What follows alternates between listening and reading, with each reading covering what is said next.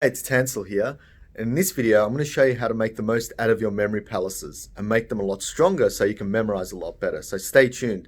Now, if you haven't done so, please subscribe, like this video because it really helps my channel out. So thank you very much for that. So let's get started. Now, what makes a strong memory palace is that we have to use our visualization and imagination skills once again. We do it for memorization, but we also have to do it for our locations.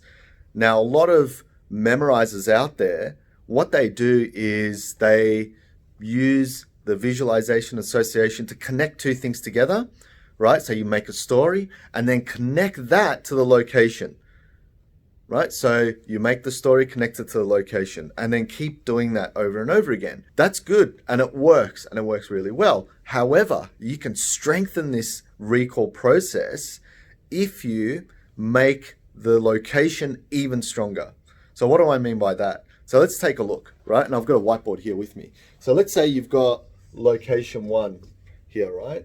Location 2. Now it might come up backwards on my video for some weird reason, but try and read that backwards. Location 1, location 2, right? And then what happens on those locations is we memorize something on there. So we've got a story developing, and here's the two stories in there. So you might have an image and another image, or you might have a card and another card, right? So it's irrelevant. You've got some sort of a story going on.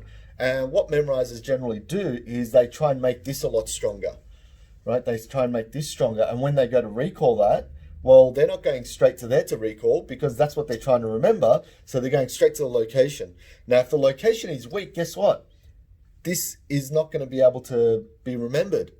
Right, so the trick is to make this location stronger. Now, so how do we do that? The way to do that is to be able to use your imagination to make the location a lot stronger. So how do we do that? So let's say one of your locations is a door, right? Now, instead of visualizing a single door, because a single door is very static, it's boring, it's on its own, what we want to be able to do is use the attributes of that door. So what are the attributes? Well, the door could open and close, right? It could shut, it could slam, it could break. We can use other elements in there that isn't in everyday life, like the door could explode, right? So we can use these elements. So next time we have a bunch of words in there. So let's say we want a computer, right? You threw the computer at the door. Now the door could open up and smash that computer out of the park, right? Out of your house. Or it closes and slams your computer right in between it, right? So you can visualize things like that, and that makes your location a lot more engaging. And if you have engaging locations, then it's going to be much more memorable for your stories. So think about that. Another way to make the location stronger is to go around for each location and touch them. Right? Not in real life, but in your head. Touch them, feel them, use your senses. Right? What does it feel like? What does it smell like? What does it taste like?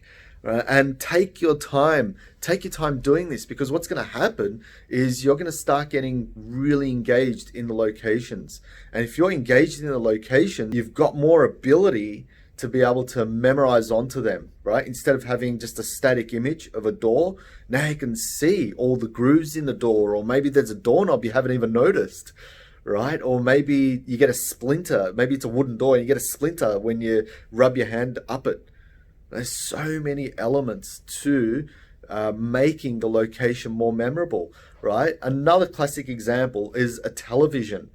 If you go to a television and say, okay, that's my location, well, that's kind of boring as well, because you just got one little rectangle, right? If you've got a widescreen TV. So what you can do is you can use the back of the TV, the sides of the TV, the corners, the edges, the actual screen itself breaking, right? Because it's electrical, you can use electrical components to juice things up, to electrify things, or to explode. Do you see where I'm getting at? So you can make your locations memorable, and that makes your job a lot more easier when you're trying to memorize onto them.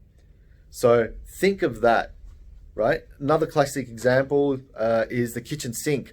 Well, you don't have to visualize just a sink on its own. You can twist the tap, right? And water can come out of it. So you've got engaging visuals from your location, right? It's engaging. You want it to be engaging because that's what's going to help you to remember. Another example that I get is couch. Right now, you can have the couch bouncy. You can have it bouncy. You can have it sucking things in. You can have it folding in on itself. A lot of cool actions for the couch. Tables and chairs, they're classic because they're just static images and objects, all right? How could you make them more memorable? Well, table, it could be really hard as a rock, or it's a particular type of wood. I've got a particular wood here for this table, and I can just visualize splinters because they hurt like hell. You could think of that. Chairs, maybe they're rolling around. Maybe it's got those wheels on it. Or if it doesn't, think of it having wheels, right? So you're using motion. And I used also humor in there. So maybe I'm going to trip over, right, that chair. And for me, I laugh at that stuff, right? For you, it might not be funny. So you think about all these elements you can use and the attributes of a chair. Well, it's a piece of wood or whatever it is, and you can sit on it. You can break the handles off. You can twirl it around up in front of your head. So you can do all these things with a chair, right? So think about that. Go to your locations and look at all the static ones that you have. Do a review. Look at all the static locations you have and see if you can make them more engaging. Right? Make them more engaging. So for example, my one, I've got a front door as my first location. So I'm having that door open and close every time. And that's the action that I use. So whatever gets attached there is slammed when the door closes on it, right? The next thing I've got is I go into my bedroom. So I've got a bed. Now the bed's super bouncy. Even though it's not in real life, it's super bouncy. So whatever gets on there jumps up and down or flies up and down because it's so bouncy, right? I've got some drawers. The drawers slam shut, and if that slams shut on your fingers, man, that would hurt, right? I've got the toilet. Well, you can flush the toilet. You can use so many of these things, right? So as I go along my house, I survey it. I look at it and go, okay, can I make this more engaging? So there you go. You can pick out any location. It could be down the street, could be around your house, could be around a workplace, and just go through and say, okay, can I make this memorable? I've got a workplace printer. How do I make that memorable? Does it make a loud noise? Does it, print out whatever it is, like color or, things like that. So try and visualize the actions because that's what's going to engage your brain, as I mentioned earlier, and that's what's going to connect everything else a lot better. Now, I've had one of my students use this technique, and he memorized over 200 items spoken to him every 2 seconds. Now, he told me if he didn't use this method, he wouldn't have been able to do it. So the power of this is huge. It's massive. And if you're training your memory, this is a good way to start. I mean, first put your locations down, and I'll be making a video on locations anyway, and the memory palace if you don't know what that is. A lot of my other friends have done videos on memory palaces, so you can check out their videos as well. Anastasia Woolmer and Anthony Mativier, also good friends of mine. You can check them out and their videos on memory palace as well. I'll eventually get one out if I can be bothered. But for me, the more important thing is knowing how to use the memory palace even better, right? So think about that. Think about making your stories powerful, but also think about connecting those stories to something memorable as well. So another example of this is if you've got a computer, right, you've got RAM in it.